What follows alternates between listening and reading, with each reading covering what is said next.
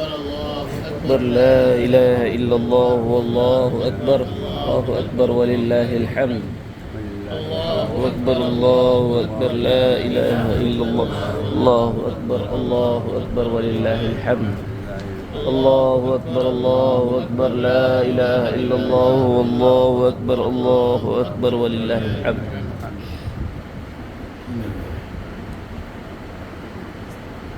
پہلا اعلان تو یہ ہے کہ جن حضرات نے صدقہ فطر جمع نہیں کیا ہے وہ حضرات باہر جا کر صدقہ فطر جمع کر دیں. باہر کچھ حضرات بیٹھے ہوئے ہیں جو صدقہ جمع کر رہے ہیں. الحمدللہ وکفا وسلام علی عبادہ الذین اصطفى اما بعد. فقد قال النبي صلى الله عليه وسلم لكل قوم عيد وهذا عيدنا. وقال النبي صلى الله عليه وسلم فإذا كان يوم عيدهم يعني يوم فطرهم باها بهم ملائكة فقال يا ملائكتي ما جزاء أجير وفى عمله قالوا ربنا جزاؤه أن يوفى أجره فقال ملائكتي عبيدي وإمائي قد قضوا فريضتي عليهم ثم خرجوا يعجون إلى الدعاء فعزتي وجلالي وكرمي وعلو شاني وارتفاع مكانتي لأجيبنهم فيقول ارجعوا قد غفرت لكم وبدلت سيئاتكم حسنات قال فيرجعون مغفورا لهم أو كما قال عليه الصلاة والسلام.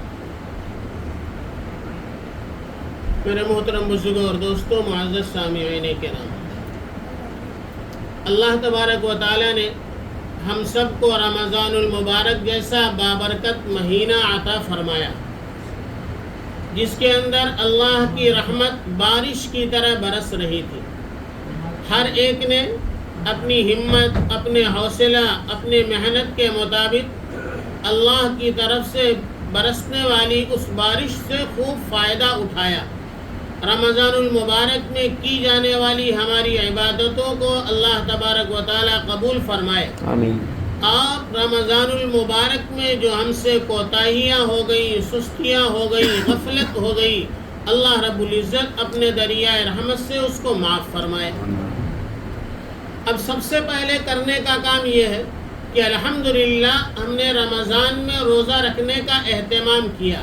اللہ کے حبیب صلی اللہ علیہ وسلم فرماتے ہیں من صام رمضان ثم اتبعه ستا من شوال کان کصیام الدہر. جس کا مفہوم یہ ہے، اللہ کے حبیب صلی اللہ علیہ وسلم نے فرمایا جس نے رمضان المبارک کا روزہ رکھا اور اس کے بعد شوال کے 6 روزے رکھے، وہ آدمی ایسا ہے کان کصیام الدہر، پورے سال روزہ رکھنے والے کے مثل ہے. 6 دن کا روزہ رکھ کر پورے سال کا روزہ کیسے ہو گیا؟ قرآن کریم میں اللہ رب العزت نے ایک ضابطہ اور قانون بتایا ہے من جاء بالحسنۃ فلہ 10 امثالھا. اللہ رب العزت کے اس امت پر جو خصوصی انعامات ہیں، ان خصوصی انعامات میں سے ایک بڑا انعام یہ ہے کہ اس امت کے لیے اللہ کا ضابطہ اور قانون یہ ہے کہ من جاء بالحسنہ فلہ 10 امثالھا. جو آدمی ایک نیکی کرے گا اس کو 10 نیکیوں کا اجر ملے گا. اس آیت کے مفہوم کے اعتبار سے ہم نے 1 مہینے کا روزہ رکھا تو گویا کہ ہم نے 10 مہینے کا روزہ رکھا، بچے 2 مہینے. اب یہ 6 دن کا روزہ گویا کہ 60 دن کا روزہ ہو جائے گا، تو پورے سال گویا کہ ہم نے روزے رکھے. اب چونکہ رمضان میں روزہ رکھنے کی ایک عادت پڑ گئی، ایک مشق ہو گئی، روزہ رکھنا آسان بھی ہو گیا، اس لیے شوال میں اس بات کی کوشش کریں کہ 6 روزے شوال کے رکھ لیں تاکہ پورے سال روزہ رکھنے کا ثواب ملے. اس سلسلے میں غلط فہمی لوگوں میں پائی جاتی ہے، وہ دور کر لیں. بعض لوگ یہ سمجھتے ہیں کہ شوال کا جو 6 روزہ رکھنا ہے وہ آج عید ہے اور کل سے شروع کرنا اور لگاتار 6 دن رکھنا ضروری ہے. ایسا نہیں. بلکہ اس پورے مہینے میں کبھی بھی آپ 6 دن کا وہ روزہ رکھیں گے، وہ شوال کا 6 روزہ ہوگا، اور پورے سال روزہ رکھنے کی جو فضیلت ہے وہ آپ کو حاصل ہو جائے گی۔ اس لیے شوال کے مہینے میں 6 دن روزہ رکھنے کا اہتمام فرمائیں۔ آج یہ ہمارا عید الفطر کا دن، خوشی کا دن ہے۔ اللہ کے حبیب صلی اللہ علیہ وسلم نے فرمایا ان لکل قوم عید وہذا عیدنا، کہ دنیا کی ہر قوم کا یہ طریقہ ہے، ہر قوم کے پاس، ہر مذہب کے پاس کوئی ایسا خاص دن ہوتا ہے جو ان کی خوشی کا دن ہوتا ہے، اس دن میں وہ خوشیاں مناتے ہیں، اپنا تیوہار مناتے ہیں۔ اسی طرح ہم مسلمانوں کے لیے اللہ تبارک و تعالیٰ نے یہ عید الفطر کا دن، خوشی کا دن دیا ہے کہ ہم اس دن خوشی منائیں اور اپنا تیوہار منائیں۔ البتہ ہمارے تیوہار اور دیگر قوموں کے تیوہار میں فرق ہے، اس لیے کہ ہم مسلمان ہیں۔ مسلمان کے لیے چاہے خوشی کا موقع ہو چاہے غمی کا موقع ہو، کسی موقع پر مسلمان آزاد نہیں ہے کہ جو چاہے کرے، کہ خوشی کا موقع ہے تو اچھلے گا، کودے گا، ناچے گا اور جو چاہے گا کرے گا، ایسا نہیں۔ یا غمی کا موقع ہے، اپنا گریبان پھاڑ لے گا، اپنے کپڑے پھاڑ لے گا، اپنا سینہ پیٹے گا، اپنے بال نوچے گا، یہ طریقہ نہیں۔ اسلام نے خوشی منانے کا بھی طریقہ بتایا اور غمی منانے کا طریقہ بھی بتایا۔ آج خوشی منانے کا طریقہ ہمارے لیے اچھلنا کودنا نہیں، رقص و سرور کی محفلیں سجانا نہیں، بلکہ ہمارے نبی صلی اللہ علیہ وسلم نے جو ہمیں پاکیزہ طریقہ بتایا ہے وہ یہ ہے کہ عید کے دن مسلمان نہا دھو کر پاک صاف ہوگا، اچھے کپڑے اللہ نے دیے ہیں تو نئے کپڑے پہنے گا، خوشبو لگائے گا، اور جب اپنے گھر سے نکلے گا تو اس کی زبان پر ترانہ ہوگا اللہ اکبر لا الہ الا اللہ واللہ اکبر اللہ اکبر وللہ الحمد۔ اس کی زبان پر بڑائی ہوگی تو اللہ کی بڑائی ہوگی، یا اللہ کی بڑائی کرتا ہوا، اللہ کا ذکر کرتا ہوا اپنے گھر سے نکلے گا۔ اس لیے کہ آج کے دن کی صبح جیسے ہی ہوتی ہے اللہ کی طرف سے فرشتے مقرر ہوتے ہیں اور وہ گلیوں میں راستوں میں جا کر کے اعلان کرتے ہیں کہ اے محمد صلی اللہ علیہ وسلم کی امت، چلو اس کریم رب کی بارگاہ کی طرف جو بہت زیادہ عطا کرنے والا ہے، جو بہت زیادہ بخشش کرنے والا ہے۔ اس نے تمہیں روزہ رکھنے کا حکم دیا، اس کے حکم کے مطابق تم بھوکے پیاسے رہے، تم نے روزہ رکھا۔ اس نے رات میں عبادت کا حکم دیا، تم نے رات میں عبادت کی۔ چلو اب تمہارے انعام لینے کا وقت آ گیا ہے۔ تو جب ایمان والا اپنے گھر سے نہا دھو کر، اچھے کپڑے، صاف ستھرے کپڑے پہن کر، خوشبو لگا کر اور زبان سے تکبیر تشریق پڑھتا ہوا اپنے گھر سے نکلتا ہے، یہ منظر اللہ رب العزت کو بے انتہا محبوب اور پسندیدہ ہوتا ہے۔ اللہ رب العزت اپنے اس بندے کو دیکھ کر کے خوش ہو جاتے ہیں اور فرشتوں کے سامنے اس کی بنیاد پر فخر فرماتے ہیں۔ حدیث میں آتا ہے فَإِذَا كَانَ يَوْمُ عِيدِهِمْ یعنی یوم فطرہم باہا بہم ملائکہ، کہ اللہ رب العزت جب دیکھتے ہیں کہ میرے بندے خوشی کے ساتھ اب میرے گھر کی طرف نکلے ہیں، اللہ رب العزت فرشتوں کے سامنے اپنے ان بندوں پر فخر فرماتے ہیں، میرے یہ ضعیف کمزور بندے لیکن میرا حکم پورا کر رہے تھے۔ رمضان میں میں نے روزہ رکھنے کا حکم دیا، بیماری کی حالت میں، پریشانی کی حالت میں، مجبوری کی حالت میں بھی انہوں نے روزہ رکھ کر میرا حکم پورا کیا، راتوں میں کھڑے ہو کر عبادت کر کے میرا حکم پورا کیا ہے۔ اس بنیاد پر اللہ تبارک و تعالیٰ فرشتوں کے سامنے اپنے ان بندوں پر فخر کرتے ہیں، اور فخر کرتے ہوئے فرشتوں سے کہتے ہیں یا ملائکتی ما جزاء اجیر وفا عملہ، کہتے ہیں فرشتوں یہ تو بتاؤ وہ مزدور جس نے اپنا کام پورا کر دیا ہو اس کی مزدوری کیا ہے، اس کا بدلہ کیا ہے، اس کی اجرت کیا ہے؟ کیا اللہ رب العزت نہیں جانتے؟ اللہ کا پوچھنا خوشی کے طور پر ہے کہ اللہ رب العزت بے انتہا اپنے اس بندے سے خوش ہیں، اس لیے فرشتوں سے کہلوانا چاہتے ہیں کہ فرشتوں تم بتاؤ میرے یہ بندے جنہوں نے روزہ رکھا، تراویح پڑھی، صدقہ خیرات کیا، میرے سارے حکموں کو پورا کیا، اب بھی خوشی خوشی میرا حکم پورا کرنے کے لیے نکلے ہیں، بتاؤ ان کا بدلہ کیا ہے؟ فرشتے کہتے ہیں قالوا ربنا، جزاؤہ ان یوفا اجرہ، فرشتے کہتے ہیں اللہ اس کا بدلہ یہ ہے کہ اب پوری اجرت، پوری مزدوری دے دی جائے. جب انہوں نے کام پورا کر دیا ہے تو اب ان کو اجرت اور مزدوری بھی پوری دے دی جائے. اللہ رب العزت فرماتے ہیں ملائکتی عبادی و امائی قد قضوا فریضتی علیہم ثم خرجوا یعجون الی الدعاء. فرشتوں کو مخاطب کر کے کہتے ہیں دیکھو میرے یہ بندے ہیں جنہوں نے میری عبادت کی، میرا حکم پورا کیا ہے، اب یہ زبان پر ترانہ پڑھتے ہوئے، دعائیں کرتے ہوئے میرے گھر کی طرف نکلے ہیں. اب سن لو ان کو انعام کیا دینے والا ہوں. اللہ رب العزت کہتے ہیں فعزتی و جلالی و کرمی و علو شانی و ارتفاع مکانتی لاجیبنہم. اللہ رب العزت پہلے 5 قسمیں کھاتے ہیں. اللہ کو قسم کھانے کی کیا ضرورت؟ قسم تو اس لیے کھائی جاتی ہے کہ میری بات پختہ ہو جائے، مضبوط ہو جائے، سامنے والے کو میری بات پر اعتماد اور بھروسہ ہو جائے، یقین کامل ہو جائے. اللہ کی بات تو ویسے ہی پختہ سے پختہ ہے، اللہ کو اپنی بات پختہ اور مضبوط کرنے کی ضرورت نہیں.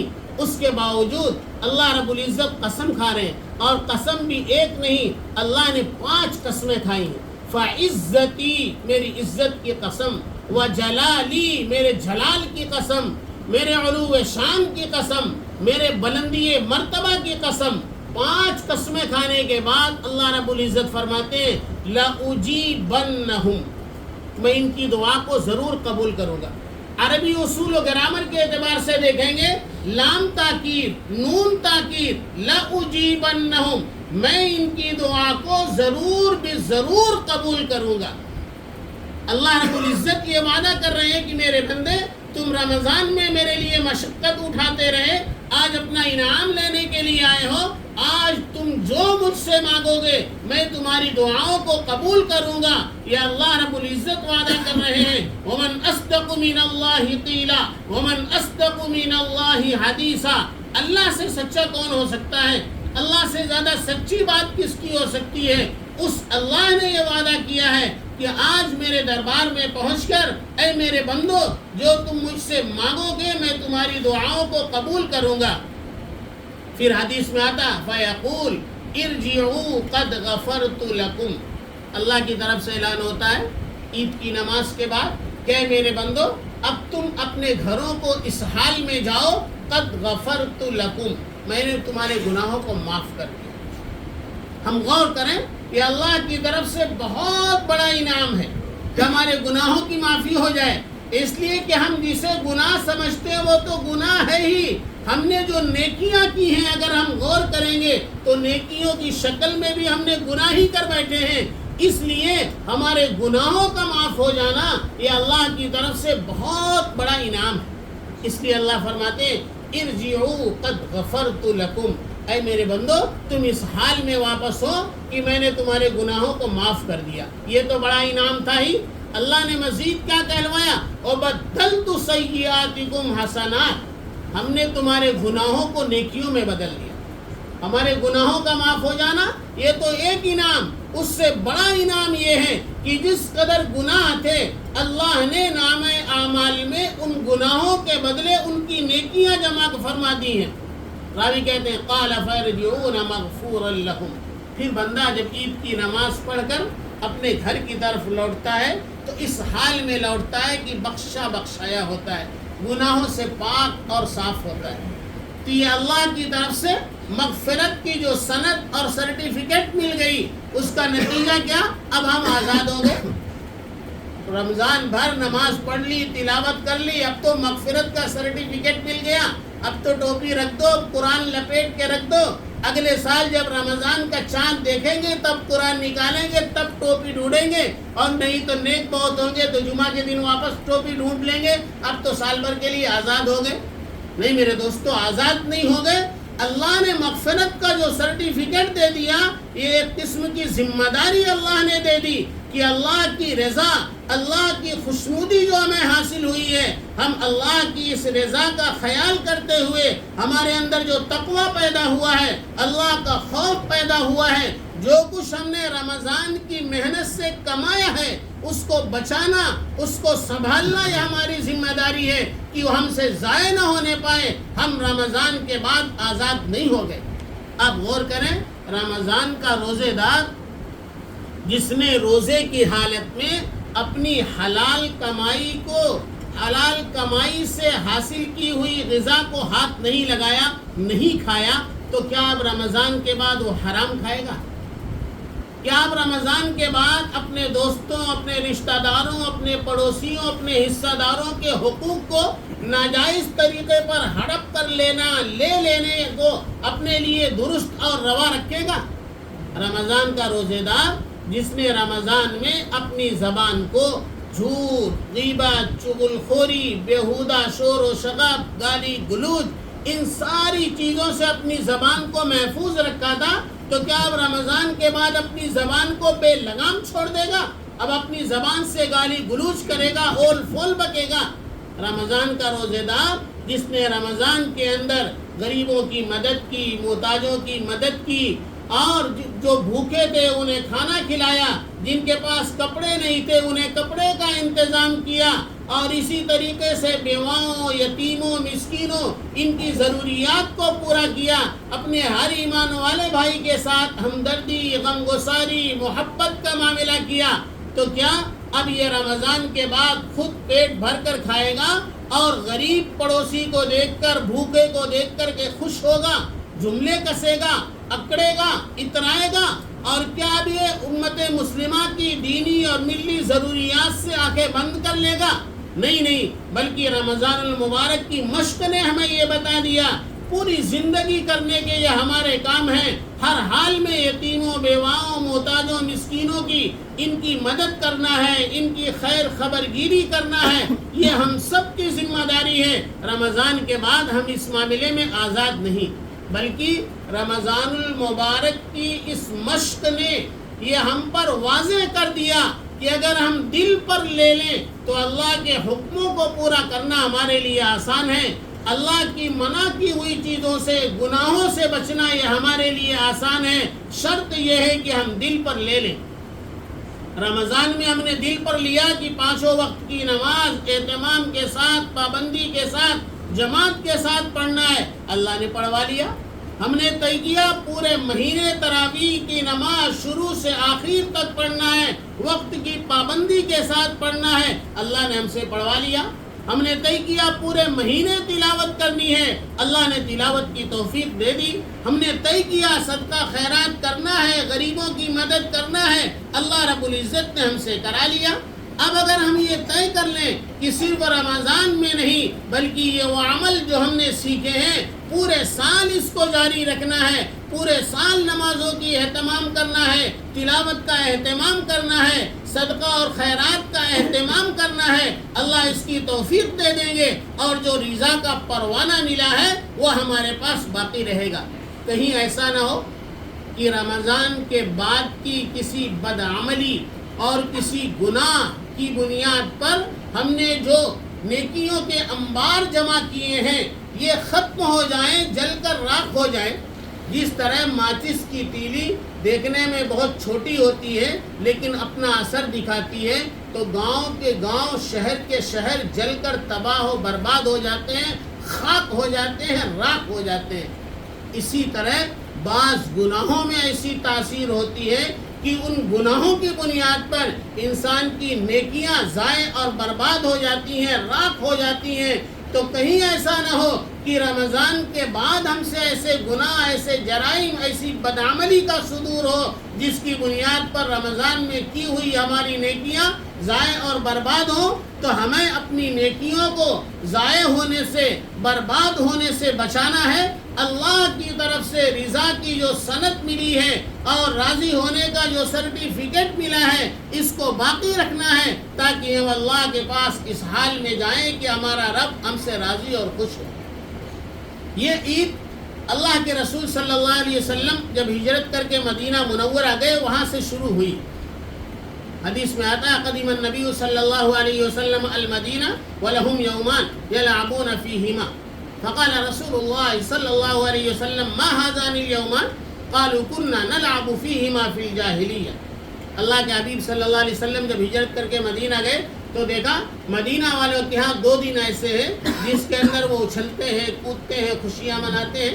تو اللہ کے حبیب صلی اللہ علیہ وسلم نے فرمایا ما هذان اليومان، یہ 2 دن کیسے ہیں جس میں تم خوشیاں مناتے ہو؟ تو انہوں نے کہا قالوا كنا نلعب فيهما في الجاهلیہ. کہا یہ کوئی نئی چیز نہیں، یہ تو جاہلیت کے زمانے سے، باپ دادے کے زمانے سے ہم کو 2 دن ملے ہوئے ہیں جن 2 دنوں کے اندر ہم خوشیاں مناتے ہیں، تیوہار مناتے ہیں، اچھلتے ہیں، کودتے ہیں. فقال رسول اللہ صلی اللہ علیہ وسلم قد ابدلکم اللہ بہما خیرا منہما یوم الاضحی و یوم الفطر. اللہ کے حبیب صلی اللہ علیہ وسلم نے فرمایا کہ نہیں، یہ 2 دن جو تمہیں باپ دادے سے ملے ہوئے ہیں یہ ہماری خوشیاں منانے کے دن نہیں. ہمارے خوشیاں منانے کے سال میں صرف 2 دن ہیں. وہ کون سے؟ یوم الفطر کا دن یعنی آج کا دن، اور عید الاضحیٰ یعنی قربانی کا دن. معلوم یہ ہوا مسلمانوں کے سال میں صرف 2 تیوہار ہیں. محرم مسلمان کا تیوہار نہیں، عید میلاد مسلمان کا تیوہار نہیں، عید غدیر مسلمان کا تیوہار نہیں. قرآن میں، حدیث میں کہیں بھی ان 2 عیدوں کے علاوہ کسی تیسری عید، کسی تیسرے تیوہار کا تذکرہ نہیں ملتا، نہ کہیں کسی فقہ کی کتاب میں ملتا ہے. معلوم ہوا مسلمانوں کے لیے اللہ کے رسول صلی اللہ علیہ وسلم نے تیوہار کے طور پر، خوشی منانے کے طور پر جو 2 دن عطا فرمائے ہیں وہ عید الفطر اور عید الاضحیٰ کے دن ہیں، یعنی عید اور بقرہ عید کے دن. یہی وجہ ہے کہ ان دنوں میں روزہ رکھنا حرام. پورے سال میں 5 دن ایسے ہیں جن 5 دنوں میں روزہ رکھنا حرام. اس میں سے ایک آج کا دن ہے، عید الفطر کا دن ہے، اس لیے کہ آج خوشی کا دن ہے. آج ہم مہمان ہیں، اللہ ہمارا میزبان ہے. آج کے دن روزہ رکھنا، کھانا پینا چھوڑ دینا، گویا کہ ہم اپنے اللہ کی میزبانی کا انکار کر رہے ہیں. اسی بنیاد پر آج کے دن کا روزہ حرام. ایک آج کا دن اور دوسرا عید الاضحیٰ یعنی قربانی کا دن. اس دن بھی انسان اللہ کا مہمان ہوتا ہے، اللہ کا حکم ہوتا ہے قربانی کرو، اس کا گوشت کھاؤ. تو اس دن کوئی آدمی روزہ رکھے گا تو یہ عمل اللہ کو ناراض کر دے گا. قربانی کے دن بھی روزہ رکھنا حرام. اس کے بعد 3 دن ایام تشریق کے 11، 12، 13 تاریخ، ان تاریخوں کے اندر یہ پورے سال میں 5 دن ایسے ہیں جن 5 دنوں میں روزہ رکھنا حرام ہے. ان میں سے ایک آج کا دن ہے. آج اللہ رب العزت ہمیں دیکھ کر بے حد خوش ہو رہے ہیں. اس لیے اللہ کو خوش کرنے کے لیے ہمارا بھوکا رہنا بھی اللہ کو خوش کرنے کے لیے تھا، اور ہمارا کھانا بھی اللہ کو خوش کرنے کے لیے. کل تک اللہ ہمیں بھوکا رکھ کر خوش تھے تو بھوکا رکھ کر خوش کیا. آج ہمارے کھانے پر اللہ خوش ہے تو ہم کھا کر اللہ کو خوش کریں گے. اس بنیاد پر آج کے دن کا روزہ رکھنا یہ حرام ہے. اور آخری بات یہ کہ صدقہ فطر یہ آج کے دن جو ادا کیا جاتا ہے، اس کے 2 خاص مقصد اللہ کے حبیب صلی اللہ علیہ وسلم نے فرمائے. پہلا مقصد یہ بتایا طہرا للصائم من اللغو والرفث، کہ صدقہ فطر کیوں دیا جاتا ہے؟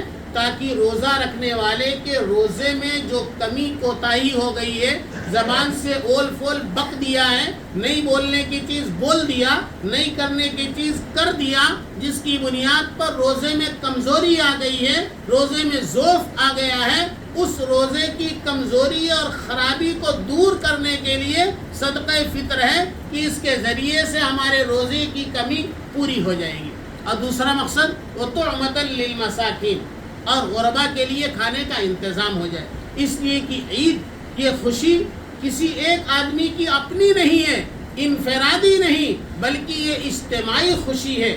اس خوشی میں ہر ایک شامل ہے، کیا امیر، کیا غریب، کیا شہری، کیا دیہاتی، کیا پڑھا لکھا، کیا ان پڑھ، کیا مرد، کیا عورت، کیا بچہ، کیا بوڑھا، ہر ایک اس خوشی کے اندر شامل ہے اور ہر ایک کو خوشی منانے کا حق ہے. لہذا غریب اسی وقت خوشی منائے گا جب غربت میں اس کے تعاون کیا جائے گا، اس کی غربت دور کی جائے گی اور اس کے لیے عید کے منانے کا انتظام کیا جائے گا. اس لیے اس کا آخری وقت یہ بتایا قبل خروج الناس الى الصلاة، اللہ کے حبیب نے کہا لوگ عید کی نماز کے لیے نکلیں، اس سے پہلے صدقہ فطر ادا کر دو۔ لوگ سمجھتے ہیں یہی وقت ہی ہے صدقہ فطر ادا کرنے کا، جب عید کی نماز پڑھنے جائیں گے پہلے باہر دے دیں گے پھر اندر گھس جائیں گے۔ یہ سب سے آخری وقت ہے، اس کا بہترین وقت یہ ہے کہ رمضان کے اندر دیا جائے، اس لیے کہ یہ تو غریب کو عید میں شامل کرنا ہے۔ اب ہم عید کی نماز پڑھنے کے لیے آئے ہیں تو ہمارا غریب بھائی بھی عید کی نماز پڑھنے کے لیے آیا ہے، اب ہم اس کے ہاتھ میں دیں گے تو ہم تو عید کی تیاری کر کے آئے ہوئے ہیں، وہ عید کی تیاری کرنے کے لیے کب جائے گا؟ وہ عید کی تیاری کر لے، عید کی خوشی میں شامل ہو جائے۔ اس لیے بہتر ہے کہ رمضان میں دے دیا جائے۔ کس کو دے دیا جائے؟ بہتر یہ ہے کہ اپنے رشتہ داروں میں کوئی غریب ہے تو اس کو دیا جائے، اپنے پڑوس میں کوئی غریب ہے تو اس کو دیا جائے، آخری درجے میں مدارس اسلامیہ ہے ان کو دے دیا جائے۔ اگر ہم اپنے رشتہ دار کو دیں گے، اپنے پڑوسی کو دیں گے تو دوہرا اجر ملے گا، ڈبل ثواب ملے گا۔ ایک تو رشتہ داری کا حق ادا کرنے کا، پڑوس کا حق ادا کرنے کا، اور دوسرے صدقہ فطر کی ادائیگی کا۔ اس لیے ہمیشہ اس بات کا خیال رہے کہ صدقہ فطر کی ادائیگی رمضان کے اندر کر دیا کریں تاکہ غریب ہمارے ساتھ ہماری عید کی خوشیوں میں شامل ہو جایا کرے۔ اور ایک غلط فہمی یہ بھی ہے، بعض لوگ یہ سمجھتے ہیں کہ حدیث میں چونکہ گیہوں کا تذکرہ ہے، جو کا تذکرہ ہے، اور کھجور کا تذکرہ ہے، کشمش کا تذکرہ ہے، تو اس لیے غلہ ہی دیا جائے، اناج ہی دیا جائے۔ نہیں، بلکہ بہتر یہ ہے کہ پیسہ دیا جائے، اس لیے کہ اس سے سارے مسائل حل ہوں گے۔ ہو سکتا ہے ہم اس کے گھر میں غلہ بھیج رہے ہیں، غلہ تو اس کے گھر میں ہے لیکن اس کے جیب میں دوا کی پرچی ہے، دوا لانے کے لیے اس کے پاس پیسہ نہیں ہے، وہ غلہ لے کر کہاں دوا لینے کے لیے جائے گا؟ ہم پیسے اس کے حوالے کریں گے، دوا لینا چاہے گا دوا بھی لے گا، غلہ لینا چاہے گا غلہ لے گا، کپڑے لینا چاہے گا کپڑے لے گا، یا اس کی جو ضروریات ہوگی وہ ضروریات اس سے پوری ہو جائیں گی۔ اس لیے پیسے کی شکل میں ہم صدقہ فطر ادا کریں اور رمضان کے اندر عید سے پہلے ہی ادا کر لیا کریں۔ اللہ پاک ہم سب کو عمل کی توفیق عطا فرمائے۔